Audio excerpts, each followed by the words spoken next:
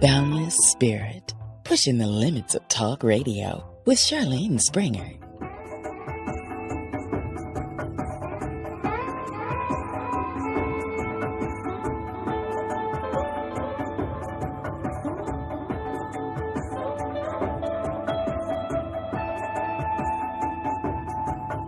Welcome to Boundless Spirit Radio with Charlene Springer, and today we have a fantastic guest. We're going to learn so much in this hour. I'm really excited about it. We've got Anthony Hamilton here with us, and he's what you would call a personal empowerment coach and so much more. So welcome, Anthony. Yes, thank you, Charlene. Great. So it's great to have you on, and he's an author, and he's written the book Mind, Time, and Power, and it has. I think it comes at a really good time, just because right now people are waking up to, is this thing that I'm doing making me happy? And I guess that's the question that we always ask ourselves. And there are more and more people, either by choice or by force, recognizing that whatever they're doing in their life isn't making them happy. So either people have lost jobs, people have, in the case of like hurricanes right now, people are getting displaced. So you've got to do what makes you happy. And this is where you would start with a book like Mind, Time, and Power. So again, Anthony, first of all, where'd that name even come from? Well, the name is Mind Power. Mm-hmm. And the key to the mind power, using your thoughts as a creative force, is to understand that your mind actually is a kind of a time machine. So the key to understanding and using your thoughts is to understand that you are equally connected to the past and the future. And so that's where the time comes in. So it's mind power, but it's really time that is the basis of understanding everything that happens in our minds. So that's where I came up with the title Mind, Time, and Power.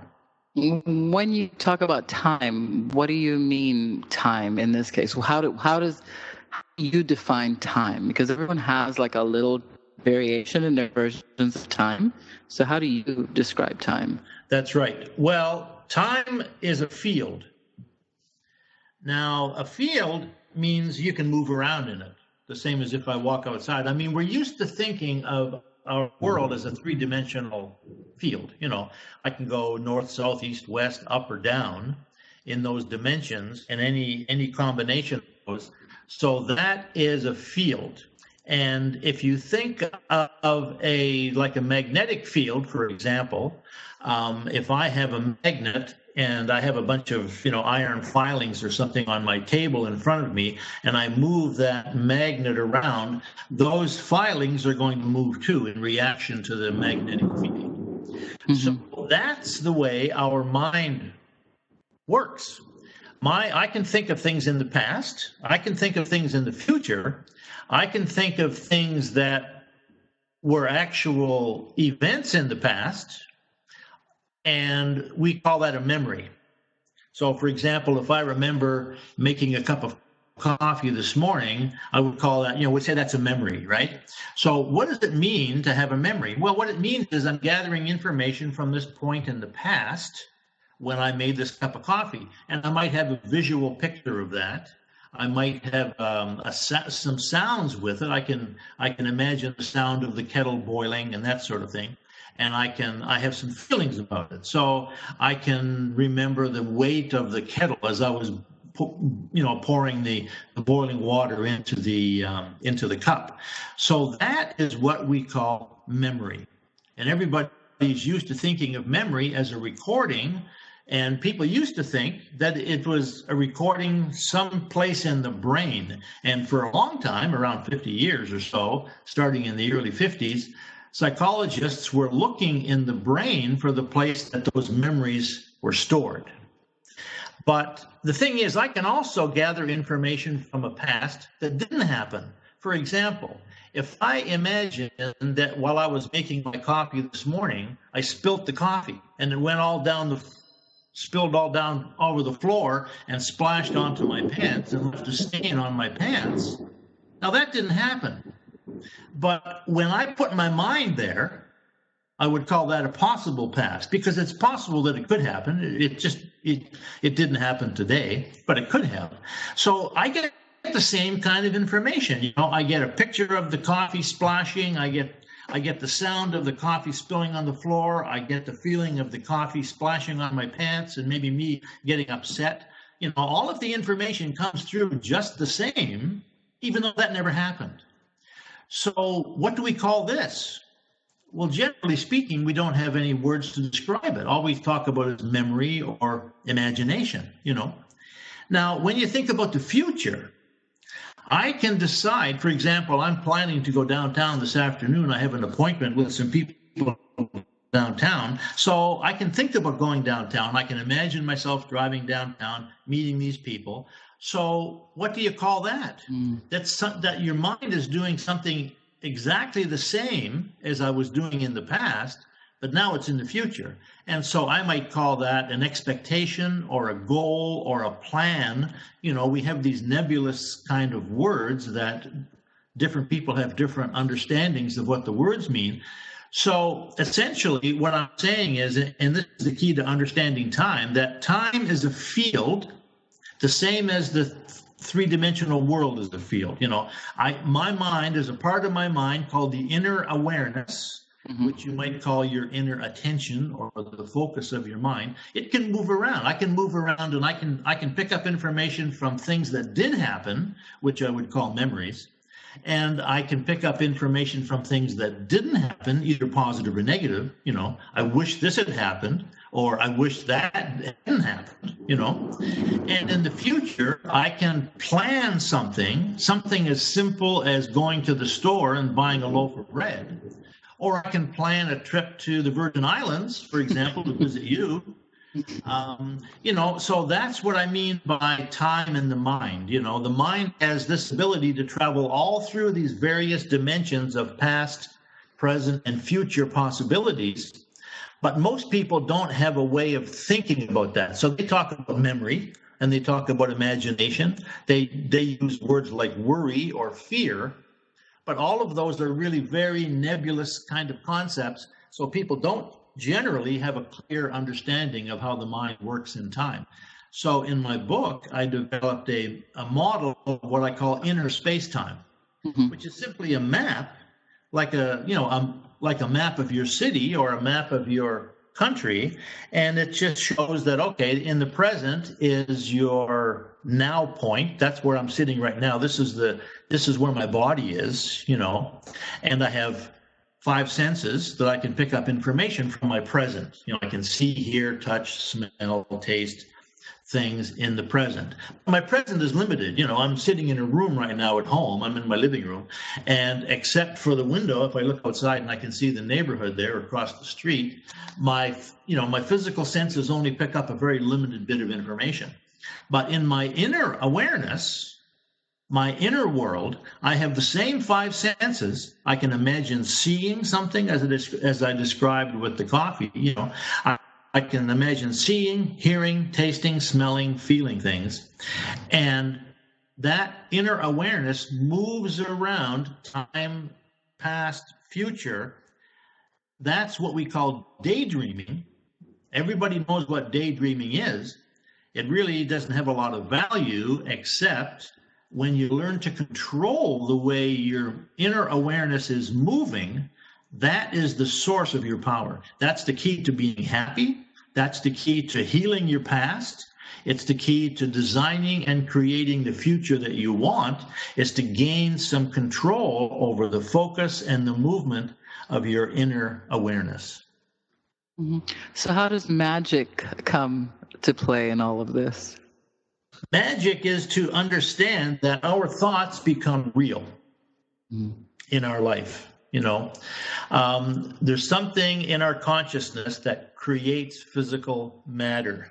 There was a psychologist, actually he's a philosopher at the University of Toronto, and he wrote an article a few years ago. His name is Derek de Kerkhove, and he wrote an article and he said the biggest revelation of this decade is going to be when people realize that their thoughts create matter.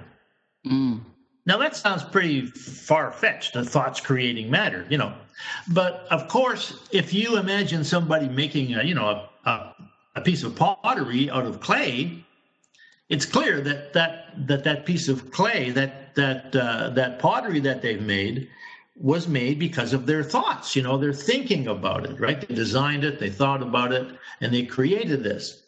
And if you just extend that, each of us creates our lives with our thoughts, our beliefs, our expectations, our actions, perhaps inhibited by our fears and worries and things like that. So each of us really is the creator of our personal experience, and we do that using our thoughts.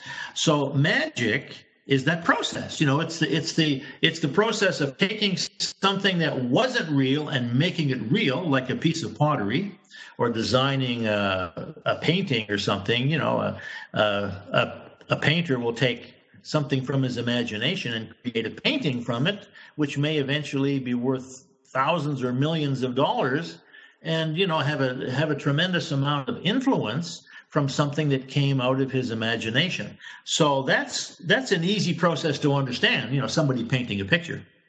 But what's a little more subtle is, how do each of us create our lives? How do we create our health? How do we create our relationships, our jobs, our income, that sort of thing? So magic is the process of turning your thoughts into physical reality. But to me, it's also an acronym, because MAGIC are what I call the 5 laws of success. The first law is the motivation law, which means you have to have a desire to do something. I mean, if you want to change your lifestyle, for example, you need to develop some motivation to do that. A in magic stands for attitude. So you need to have a way to analyze your attitudes, get rid of your negative attitudes, build your positive attitudes, and by working with your attitudes, then you develop some more power. The G stands for goals.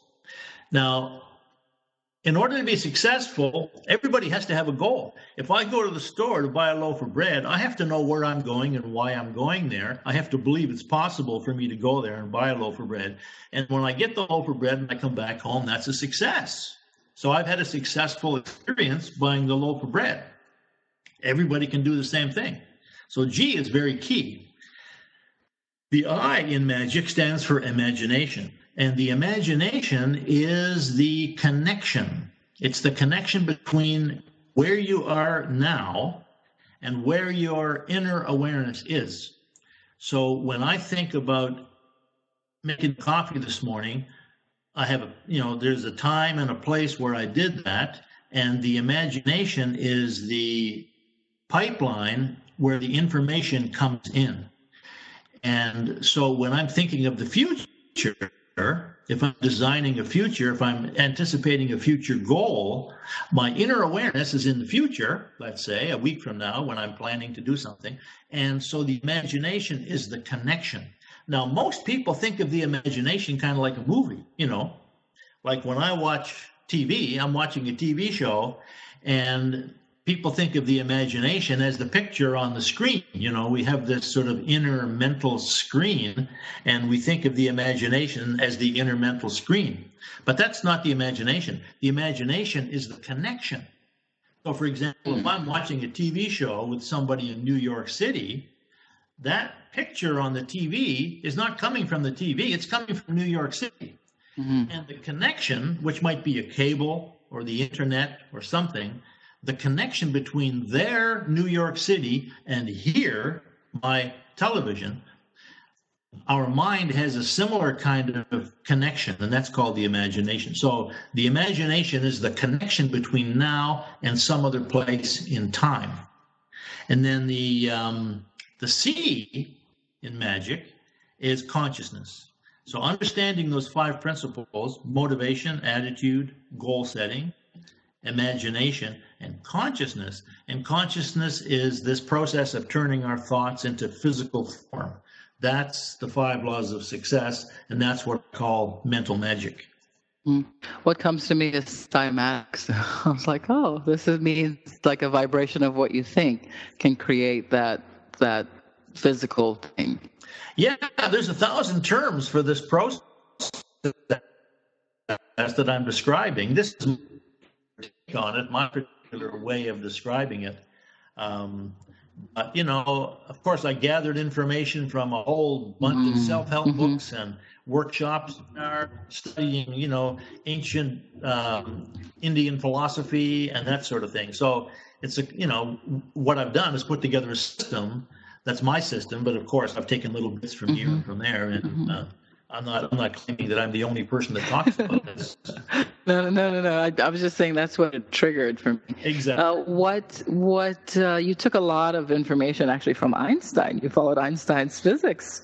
So do you want to talk about that? Like, first of all, what influenced you to go that way? Well, my journey here started when I was 10 years old.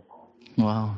I had a dream in which I saw my future in advance. And so what happened was I was playing with some friends. We were swinging on a rope that was attached to a tree, and my hands slipped off, and I fell, and I landed on the ground, knocked myself out, knocked the wind out of myself, And in that moment, I had this experience. And again, there's many different words that people might use to describe this experience. But for me, I felt and experienced as though I was in like a helicopter or something, looking down at myself, and I had a feeling that I was about 32 years old. So I could see myself at 32. So I knew what my life was going to be about. I knew that I was going to be writing, I was going to be teaching, I was going to be a university professor. I knew I was going to be married to an Oriental woman. I knew I was going to be writing books and teaching people how to live happier and more successful lives. So that happened in a flash, and this was like a flash of insight, or you might call it an epiphany. There's different words we have for it. You might call it a precognition, precognitive dream, out-of-body experience. I mean, there's a lot of different words, all of which people understand differently, but for me, it was this experience of looking down at my life at the age of 32. So for me, I felt immediately that this was a special kind of an event. I mean, this was not just some fantasy or some dream, This to me felt like it was a real glimpse of my future. So at the age of 10 or 11, around about that time, I started to investigate how is it possible to get information from the future? And so I looked in the Bible. There's prophets in there, they can read the future. So I thought, well, that's fine, but I'm not a prophet, And then I read about Nostradamus, a few hundred years ago, predicting everything, even up to the present day. And I thought, well, that's nice, but I'm not Nostradamus, or I'm not a psychic, And so I had always felt that this experience that I had was very normal, that other people must have them too, but they just don't notice them, where for me it was very vivid. So trying to find an answer to this question, how is it possible to get information from the future, eventually led me to reading physics and Albert Einstein. And when I eventually went to university, I studied the philosophy of space and time, which I wouldn't necessarily recommend anybody read. It's pretty complicated, but nevertheless, the idea that Einstein made popular is the idea that there is no time and there is no space. There's one thing called space-time. And he said that the laws of space and the laws of time mirror each other.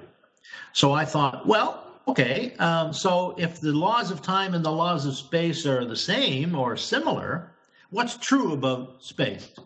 And I thought, well, one of the things that's true about space is that information passes through it. Here's me now, we're talking, and the information from Victoria, BC is going to the Virgin Islands and vice versa. So when you make a telephone call, excuse me, when you make a telephone call, information passes from one place to another, right? So I thought, okay, well, if information moves through space, then maybe information moves through time as well. And so that was the first bit of insight that I got. Excuse me. And And I realized that memory is not a recording. It's a connection. So if we think of memory as a connection, then suddenly it seems to make a little more sense that I can remember things that never happened, or I can perhaps combine two memories into one, and we call that, confusion or a false memory or something. Well, if memory is a connection, then memory is really just a kind of thinking. So maybe it works in the future too. Well, I was also studying the principles of success, because if you remember when I said I saw that vision of myself in the future, I was teaching people about how to be happy and successful. So I was reading all these self-help books, The Power of the Mind and the Law of Attraction and Think and Grow Rich and The Power of the Subconscious Mind and all these sort of classic self-help books. And so one of the things that I realized was there's a whole bunch of principles of success. There's persistence and perseverance and motivation and positive thinking and all these different kinds of things. Jack Canfield, Chicken Soup for the Soul, in one of his books called The Success Principles, I think he describes 120 principles of success. So there's lots of them, But I thought, if there's one that's the most important one, what is it? Well, it's obvious. You have to have a goal. None of the other principles work if you don't have a goal. And I thought, what is a goal? The goal is in the future. What if having a goal triggers your mind to connect with the future in a way that makes you remember the future? So this is what I started talking about in the early 80s when I finally made this connection, and I called it the mind-time connection. And I started talking about the fact that you have information from the future as well as information from the past. And the key to using your future memory is to have a goal, to have maybe a series of goals, to have an impression, a picture of what you want to create for yourself, whether it's as simple as buying a loaf of bread in the grocery store or designing a new career for yourself. So that came right from Einstein, the idea that information travels through time and that what we call a goal is a kind of future memory. Now, I started talking about this and doing workshops and things in around 1980. Well, much to my surprise, in the mid-90s, around 1995, using something called a functional MRI, some of the leading researchers in memory who were using a functional MRI to look inside people's brains as they were remembering, they were studying memory. One of them is a fellow named Dr. Endel Tolving. He was a professor at U of T and also Harvard University, and he was using an MRI to look inside people's brains as they were remembering. So he would give them some memory tests.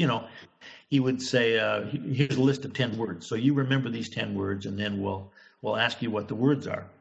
And while the people were doing these memory tests, he was looking at their brains in this MRI.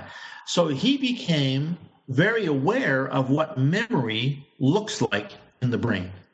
He knew by looking at the computer, oh, this person is remembering, right? Mm-hmm. And then he would say to the person, okay, take a break now. We're going to do another test in a few minutes. But you just relax there and take a deep breath, and we'll get back to the next test. So he's looking in the MRI, and he says, oh, this person is remembering something, because he could see the signal, on the screen. So when he went back to the person who was having the test, he said to them, a couple of minutes ago there, when I told you to relax, what were you thinking about? And the person said, oh, I have a dinner party coming up next week, and I'm organizing this dinner party, and I was thinking about that, because we have to put together some furniture, invite some people to come to this dinner party. So that was the first idea that Endel Tolving had, to say whatever memory is, it works in the future the same as it works in the past. So this was 1995, approximately, and this researcher, world-renowned, everybody in psychology probably has heard of Endel Tolving. Mm-hmm. He coined this term, future memory, to say that memory works in the future the same as in the past. And now scientists all over the world, psychologists all over the world, are working on what they call trying to figure out what they call mental time travel. Because now it's recognized that whatever it is that the mind is doing when we're thinking, it's traveling in time. Mm. Now that's, So then what? Go ahead. no, just because it sounds spooky. But of course, as soon as you think about it, you go, well, of course, that makes perfect sense, because everybody recognizes what daydreaming is. You're thinking about last week, next week, last month, next month, the old girlfriend, the new car you're going to buy, the next job interview you've got. Your mind is all over the map in time, right? So everybody recognizes that their mind is jumping all over the place, but they've never called it mental time travel until quite recently. Mm-hmm. So, so what do you say to when people have what they consider monkey mind, where the mind just keeps going and going and going and not really on to anything? It's just a lot of things, a lot of information, everything you have to do, every list, every comment. What do you say to people like that? And what do you do in this case? And how would you apply to any of this? Yeah, well, it's clear that, having the monkey mind, of course, then the imagination is in control, right? The mind is jumping all over the place. It has control. And so from that standpoint, we don't have any power, We're actually reacting to where our mind is. So if we're thinking about all the problems that might happen next week, we can call that worry, So we're reacting to where our mind is. This could happen, this could happen. Ooh, wouldn't it be terrible if that happened? Oh my God, I hope that doesn't happen. So our mind is jumping all over the place and we're reacting to it. But once we gain some awareness of what our inner awareness is doing, the inner focus of our mind, and we say, okay, I'm not going to think about that. I'm going to think about what I want to happen. I want this to happen. And if this other thing that I don't want happens to take place, well, I'll just deal with it then. I'll have some plan to deal with it if it happens. But what I want to happen is A, not B. So I'm going to think about A, and I'm going to expect A. And so learning how to focus on A, that is where the skill comes in. Learning what it is that you want to think about and how you want to think about it. And probably the term that people are most familiar with in terms of developing this skill is meditation. Mm-hmm. And so the person who was most responsible for developing our scientific study of meditation is the Dalai Lama. Mm-hmm. Because the Dalai Lama comes from, thousands of years lineage of meditation. And he was the person who stimulated the research into looking at the mind or the brains of meditators with this functional MRI that they were using to study memory, right? Because he always said he thought the brains of meditators were different. Now, you have to understand, this is in the 1970s and 1980s when he started this conversation with Western scientists. And everybody thought he was nuts, Like, what are you talking about? The brains are different. The brains don't change because of how you think. How you think depends on the brain. The brain doesn't depend on how you think. Well, the Dalai Lama said, well, let's look, let's have a look and see. So it took about 20 years from the mid-70s until the mid-90s when they had the scientists seriously looking, again, using this functional MRI to look at the brains of meditators. And what they realized was huge shock in the world of medicine and psychology. What they realized is, guess what? The brains of meditators are different in very specific ways. And this discovery has now expanded to be called neuroplasticity. And what they realize now is that how you think and what you think actually has an effect on the brain. So your thinking actually changes the brain. Now, it doesn't change the brain instantly. It takes a little time. If you can imagine, the perfect analogy is exercising your muscles. If you start lifting weights because you want to build your muscles, it doesn't happen the first day. You have to go to the gym, let's say, and exercise. And after a period of weeks or months, you will start to notice some very definite and perhaps permanent changes in your muscles. But if you just do it 2 or 3 times, it's not going to have much of an effect. Mm-hmm. So it's exactly the same thing with the brain.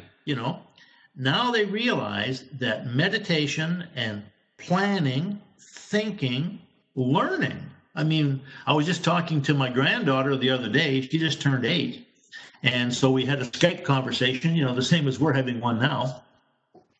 And, we were talking on the computer, and she's learning the times table. So what we now know is that when she's learning the times tables, and she repeats, 2 times 2 is 4, 2 times 3 is 6, she's actually changing her brain because she's focusing on something over and over and over again. And in a matter of weeks, that will start to become an automatic memory in her brain. It'll change her brain. And when she anytime thinks in the future, what's 2 times 2, she'll say, oh, it's 4, and she'll know that because her brain will have encoded that information into its brain itself. Mm-hmm. So what happens when people cannot retain that information? Because there are people that do the same repetitive thing and then it just doesn't stay. Well, it takes a certain time for it to stick, and everybody who has ever practiced meditation, they would have this experience of, at first it's very difficult. I mean, they can't keep their mind still. Mm-hmm. But eventually, if they take a meditation class, let's say, and they practice, 20 minutes or something every day, then over a period of days and weeks and months, they gain some control over their mind. And now what they realize is that it's because their brains are actually changing. And so anybody who has tried to learn a foreign language has experienced this. I mean, we've all experienced it in a way because we've all learned different things. Playing the piano is a good example. I mean, at first it's difficult, and then later it's automatic, And so when I teach people, for example, law of attraction systems, teaching people to create more of what they want using the law of attraction, I believe exactly the same process is taking place. First of all, they don't have what they want, right? I want a new car, for example. I can't imagine how I can afford a new car. So they start thinking, okay, I see myself with this car. I'm telling myself I now have this new car. They go to the dealership, perhaps. They take a picture of themselves sitting in a car like that to help them visualize, and they talk to the dealers. They find out how much it's going to cost and where can I get a car. And they look in the newspaper, used car sales or maybe new car sales, whatever. And if they persist, eventually they get to the place where they will notice people selling these cars. They'll see the cars for sale, and the next thing if they persist is they'll end up with this car, and suddenly now they have the car that they wanted. They have the car they wanted, and it's because they persisted in looking for it. And it says in the Bible, seek and ye shall find. So when I talk about changing the brain, it's really a subtle experience to have it happen, because when you change your thinking and that affects your brain, it also affects all of your outer senses as well as your inner senses. So you will see opportunities for getting that new car, for example, that you never thought of before. You'll hear people talking about these cars when you're in a crowded restaurant. Somebody mentions, oh, the Chevrolet. Oops, I got a cousin who wants to sell his car. You go, what's that? You understand what I'm saying, right? Mm-hmm.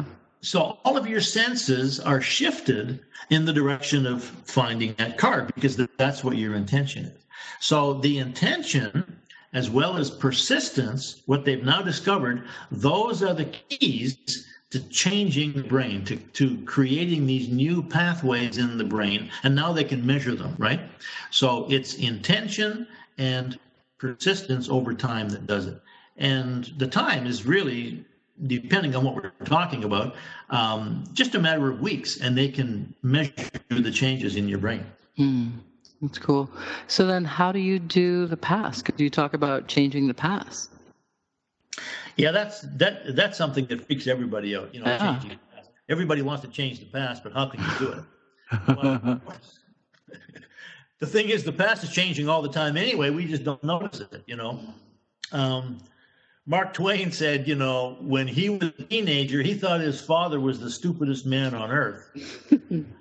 When he got to be 35, you couldn't believe how smart his father was, And so it's true for all of us, right? Like, we get fired from a job, which has happened to a number of us, including me, and it's a tragedy, right? Oh, no. What happened? I'm insulted. I'm hurt. I'm depressed. I'm angry. I'm frustrated. And then in a little while, we might start to look around and find a better job. And then we look back at that situation and we go, actually, I'm glad that I got fired from that job because it forced me to smarten up. It forced me to set some goals and find something better.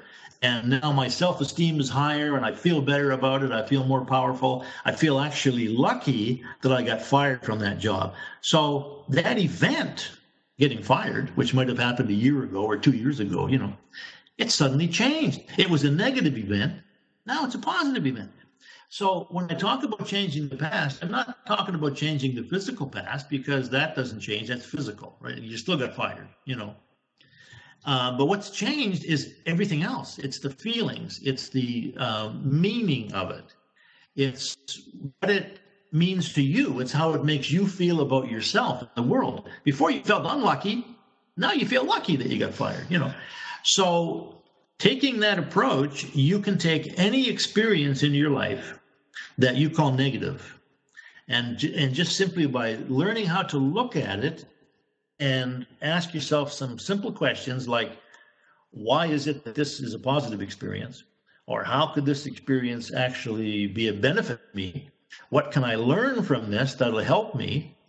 You'll get answers to all those questions. And if you do it systematically, then you will find that you can shape the past, you can change the past in ways that make you feel good about what's happened, as opposed to feeling bad about it. Mm-hmm. So this isn't changing the past like the Mandela effect kind of thing, is it? Well, it's changing your past because your past is really what it means to you and how you represent it to yourself. I mean, it's the old thing about is the glass half full or half empty, right? Mm-hmm. Mm-hmm. If you feel that past experience was positive and lucky, then it's a positive and lucky event, right? Mm-hmm. Even though at the time it seemed to you that it was a tragedy, it was a negative event. Mm-hmm. How does if again you're looking at law of attraction with this, where does the now fit in? Because as you say, in the present, in the space of now, it's limited, but yeah, you can go off there. So your teachings are a little bit different than what some others teach about the present moment, where that is where the power is. So what are your thoughts there? Well, yeah, the present moment, of course, is where your power is because it's only in the present that you can make a decision, right? Mm-hmm. Well, for example, if I decide to re-examine this negative event in my past, that's a decision, to re-examine it. And if I ask myself some questions like why was it positive for me? Why is it actually not a negative experience, but a positive experience? You'll get some answers. So all of that occurs in the present. So it's your present where the power is. The present is as they call it, the point of power, right? You can change the past from the present. You can't change it back then. I mean, you can't, when you're in the middle of being fired, it's not suddenly going to be a positive experience for you. It's still negative. You're going to be angry, frustrated, and whatever it might be. But over time, it can happen by itself that it'll change, and your perspective on it will change, or you can do it systematically by asking some questions like I described. And of course, this is what a lot of therapy is about, right? I mean, it's about changing the way we look at things. And if we feel lucky If we see ourselves as lucky people, if we feel that we are the benefit of our past, then of course that's what's true for us. And we're not going to be able to change anybody else's mind, perhaps, but we can certainly change ours, which is really what it comes down to. It's how do you feel about your life, and how do you feel about your power and yourself and your self-esteem? You know, do you feel lucky or do you feel unlucky? And it's funny because this is what Einstein said. You know, one of his quotes, and of course his quotes are all over the internet, but one of the ones of his that I like the most is he says there's only one real important question, and that is the world friendly or unfriendly? Yeah. Wow. So now, when you look at, from your body of work, when you look at this, do you see patterns as far as is all this about, okay, having a negative experience and turning it into a positive experience in the long run, in the future? Is this like an ebb and flow type thing, or just I have a different perspective? Yeah, well, what I've learned over time, and we can talk about happiness and success later, because I know you're interested in those two topics too, but oftentimes what it comes down to is learning to change your perspective. So, for example, if I were to give you a word, in order for you to understand that word, you need to be able to represent it to yourself. If you can't represent it, then you don't know what it is, you know. So, for example, if I say sailboat, right? I'm sure there's lots of sailboats where you are. Yeah. There's actually lots of sailboats where I am too. Yeah. And so you get a picture perhaps of a sailboat, right? I mean, you might remember being on a friend's boat or maybe on your own boat. Yeah. And so depending on your experience of that, you know, you might have feelings and sounds and emotions come to you. And so that's sailboat, right? So if I'm talking to you about, oh, I just bought a new sailboat, you know, and you go, ooh, that's exciting, right? And you have all these feelings and things. And I say, yeah, it's about 10 inches long. And it's in this bottle. And you go, well, gee. I was thinking of a different sailboat, right? Yeah. So that's exactly what happens to us literally every moment of our life, you know. We hear a word or we think a thought, and it triggers all kinds of reactions in us. And oftentimes, if those reactions are negative and we take the time to examine it, we'll realize later that, I was thinking of something else. It was a miscommunication, right? It was a misunderstanding. So that's oftentimes where the problem lies. It's like, I didn't know you meant that. I thought you meant this, right? And that's where the problem comes. And that's where the healing comes in too, right? That's where the healing comes in. I thought it was like the English language is having so many different words for the same thing. That's true, but other languages are the same, you know. Yeah. And so, for example, it comes down. So I've studied philosophy and religion and linguistics, right? So I'm a linguist. I have a degree in linguistics, and so language I find is very fascinating. It's really a kind of a mirror of what our thinking is, you know. And so by changing a word, you can change the experience, change the feeling, you know. And I remember taking a course in mind power years ago. I've taken a lot of them, but this was one particular one. And this person said, "There's no such thing as a problem. No, you don't have any problems." He said, "All you have are opportunities." Oh, wow. Whatever you call a problem is an opportunity. So stop using the word problem and start using the word opportunity.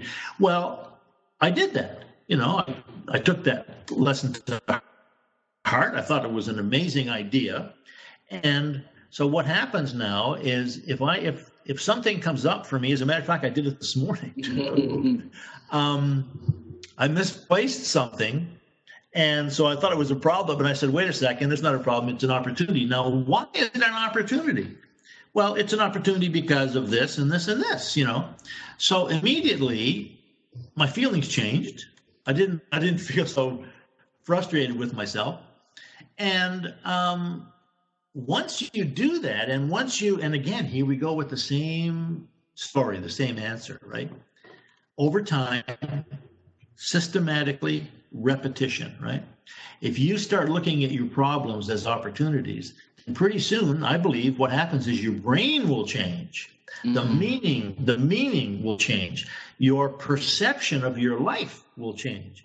You will see yourself surrounded by opportunities. Now, when you're surrounded by opportunities, that's a whole different situation than being surrounded by problems. Right? So you mean it's not sitting there just chanting, I'm going to think positive or doing 10 million mantras?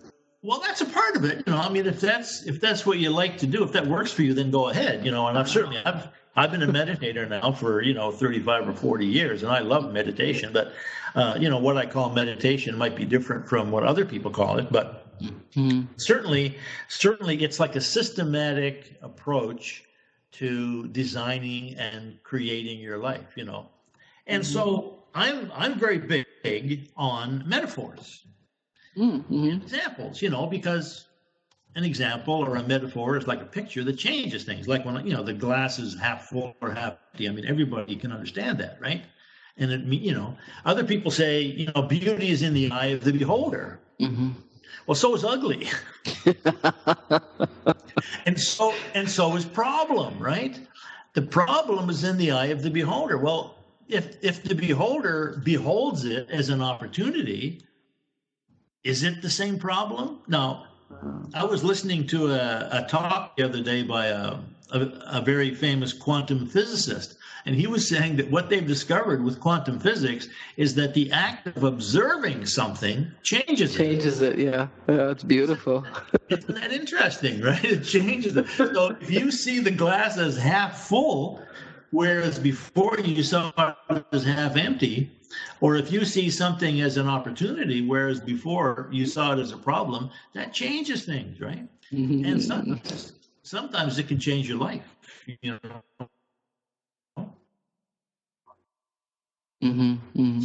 Wow. So is this where personal power would come in? That's right. So the power to change the way you're looking at something, the power to change your focus, the power to think of A rather than B, that's where the power is. And of course, everybody has that power, but not a lot of us exercise it. The same as we don't exercise going to the gym all the time. Some people do, other people don't. And people that go to the gym on a regular basis, you can spot them a mile away. They come walking down the street, and you can say, hey, that person's in good shape, right? But it's true. It's also true for a person that's positive. You can see a positive person a block away, and you can see that person looks like he's in a good mood, right? Whereas a negative person, same thing. Somebody who's worried, somebody who's fearful, somebody who's depressed. I mean, you can spot that, right?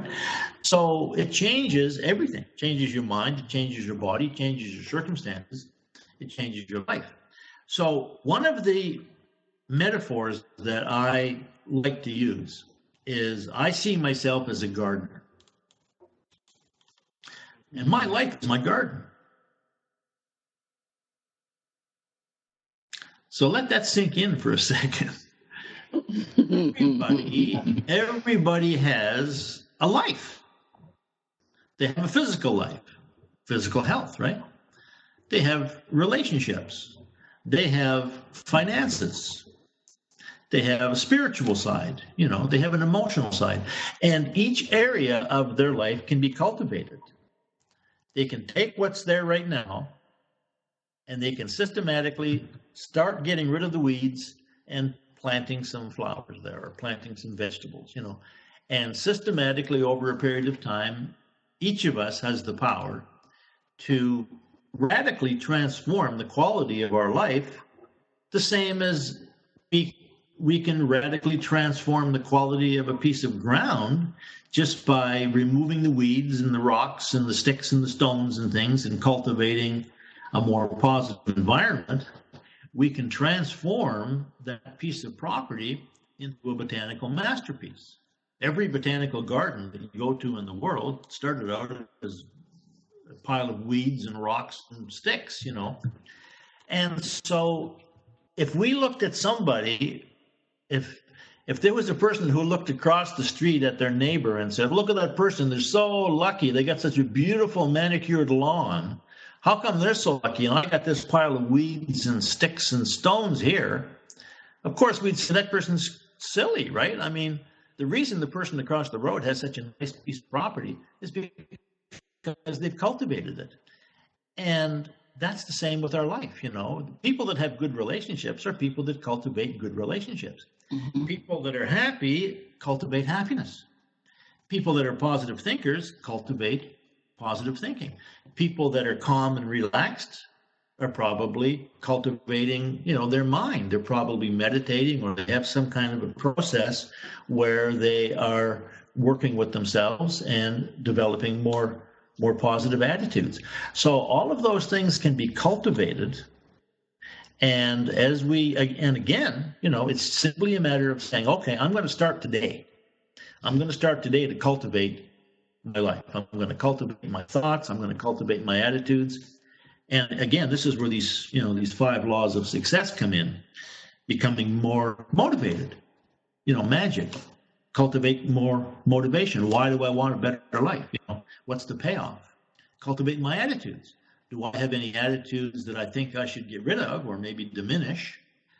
And do I know of any attitudes, either in myself or other people, that I'd like to strengthen? And what about goals? You know, do I have goals? Well, in my experience, from the research I've done, only about 3% of the population actively cultivate their goals. 3%. And those are the 3% that are successful in business, in finance, in life, you know, athletes. I mean, they pursue their goals every day, right? Imagination. Cultivate the use of your imagination. I would suggest all of our listeners here today take a meditation course, you know, buy a meditation CD. I've got meditation CDs as a part of my program, you know. Of course, nobody uses CDs anymore. I was just about to say that. I was told by a millennium no one uses CDs anymore. What's a CD? What's a CD? But, you know, the idea of listening to a recording with some nice music on it and somebody's voice saying, you know, relax, take a deep breath. There are apps for that now. It's everything, right? It's so present. I mean, I've got apps on my phone. I mean, my phone literally is like a key to almost the entire universe, right? I have things on there that I can plug into, and I listen to my phone all the time. I've got, you know, meditations and things on there. Yeah. So that's what it takes, right? It's just each person to sort of say, okay, I'm ready to improve my life. Where can I begin? Well, I'm going to begin today, and I'm going to begin here. I'm going to just improve this thing, you know. And if they do that, then it makes a difference. Great. If they do it again tomorrow and the next day and the next day, then the difference gets bigger. That's one of the things that you offer. You actually are a certified law of attraction coach, and so you can help people with this process. Who would come to you for this? Well, basically people who are oftentimes confused or frustrated, you know, or who want something specific. They might want to attract a relationship, or they might want to attract a new job, you know, or they may want to lose weight, or maybe gain weight. It's possible. So generally speaking, people have some, and usually it's kind of a vague notion of what they want. You know, it's difficult for them to articulate what it is they want. So part of the process would be for me to ask them, what is it that they want? And, you know, guide them by asking some questions. Well, what do you want physically? You know, what do you want in terms of health? Do you want to lose weight, gain weight?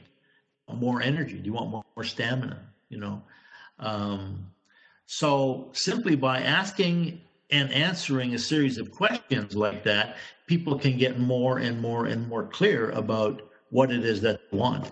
And so none of this is mysterious. We all do it every day, really. You know, like, what do you want for dinner tonight? Well, let's see what's in the fridge. You know, we got fish, we got chicken. What would you like? You know, so it's the same process because we're all human. We all have the same mind, and our minds work the same. some of them are cultivated and some of them aren't cultivated, the same as a piece of ground can have flowers on it or have weeds on it or rocks, depending on what has happened, number one, by accident, and number two, by design, right? Mm-hmm.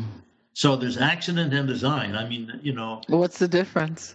Well, what's the difference is design you can control. Mm. Accidents you can't necessarily control. I mean, if dandelion seeds happen to blow onto your lawn, you're going to have to deal with those, because they're in the air. And, that's a principle. That's an idea that I learned from reading ancient Buddhism, like Buddhist texts from thousands of years ago. That's how they talk about it. They say that, certain seeds blow in, and if the conditions are right, they take root and they grow and they develop into maybe a full-blown plant or a tree, right? Or a weed. Or a weed, yeah. And other seeds blow in, and if they don't take root, then basically there's no effect. So if certain things trigger us, then it's going to have an effect on us. But if it doesn't trigger us, then it doesn't have any effect, right? Mm-hmm. So all of our lives are a product of things that have happened to us and decisions that we've made to cultivate certain areas of our life. Mm. That's funny. Now I really see the garden. It's very clear. The idea of the master gardener, that's one of the key themes in my book, and that's a brilliant idea. I used to be a gardener, as a matter of fact. So I used to work as a landscape gardener, so I had lots of experience with that. But when I started using that as a metaphor, of course, I found it was very, very fertile ground for learning, pruning and weeding and shaping and watering and fertilizing, all those things. So what's the website that people can get more information on you? mindtimeandpower.com. That's my main website. People can contact me through there. They can order my book. My book is available worldwide on Amazon. Mm-hmm. They can get like a Kindle edition, or they can get the paperback version of Mind, Time, and Power. And there's also a couple of other programs that they can access through that website. I have a program I call Cracking the Success Code, which is an audio program that they can access. And there's another program called Change Your Life in 5 Simple Steps. And you know what the steps are, right? Magic. Absolutely. MAGIC, that's it, Yeah. And there's also they can take a free Mind Power course. I have a free 10-session, 1-month Mind Power training course that they can sign up for and get free. It's delivered to them through their email. And because of technology now, it's so magical, right? I mean, here we are talking over the internet. And so if people go to my website, mindtimeandpower.com, and they click on that link for the free 1-month course, they put in their email address, and it gets delivered to them by email automatically. And in the emails, of course, there's links. So they click on the link, and it'll take them to YouTube, where there's a video, or there might be a meditation exercise, and it's all done automatically through the email. So that's something that a lot of people, literally worldwide, have connected with me through that free 1-month Mind Power training course. Mm-hmm, mm-hmm. And you've got a few other workshops coming up too, right, this year? Yes, I'm doing some talks in the fall here, starting in just a couple of weeks, actually. Mm-hmm. The art and science of mental time travel. Mm. Because, of course, there's a science to it, as I mentioned. The MRI and the psychologists now looking inside the brain and discovering that thinking works in the future and the past.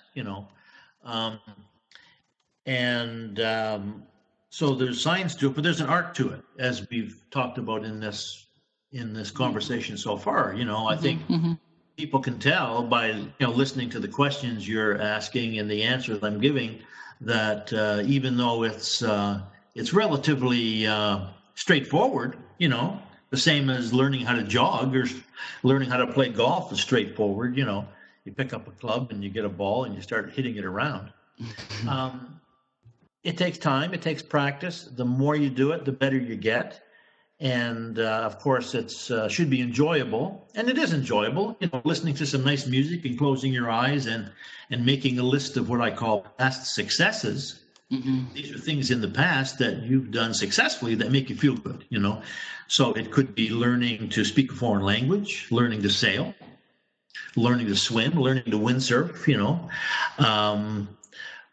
Graduating from high school, starting a business, buying a new car, attracting a loving relationship, losing 10 pounds.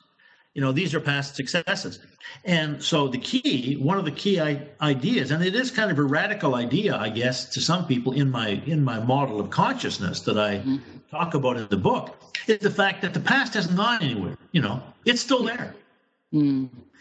People say, well, the past is finished, it's gone, it doesn't mean anything. Well, when did the past end? Just now. Now it's the past. So really, people are discounting their entire lives. They're saying, my life doesn't mean anything. Well, of course, that's not true.